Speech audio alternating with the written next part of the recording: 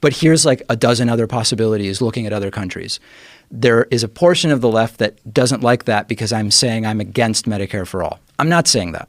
What I'm saying is there are a number of different ways to improve upon the system we have, all of which sever this relationship between usually your employer and these for-profit insurance companies.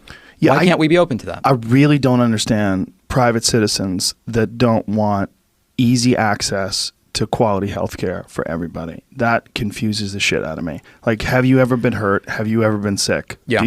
Have you ever been broke? Right. Do you want to be broke and have no access to healthcare?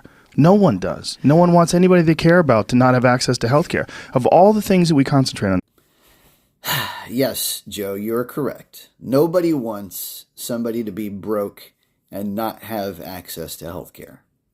If I ever found myself in that situation, and by the way, I rarely do. I never put myself in such a vulnerable situation. But if I ever did, I'd reach out to family.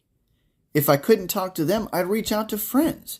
If I couldn't talk to them, I'd talk to churches and local community charities. I would find a way to cover the problem. It is not something that just can't be solved unless we give it to the government. Matter of fact, the government is probably the least efficient method of solving healthcare.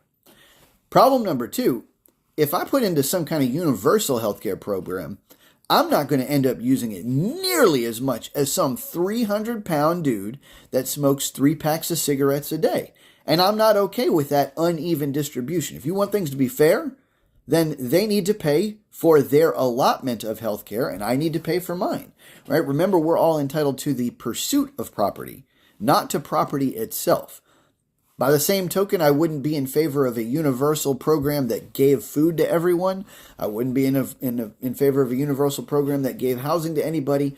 I'm okay with a couple of safety nets. But for the most part, the national government is supposed to stay away from these things. It is not one of its listed powers in Article 1, Section 8. Therefore, it would be a violation of the 10th Amendment to do something like this nationally. Instead, let the state and local governments handle it. Let the charities handle it. Let the families handle it.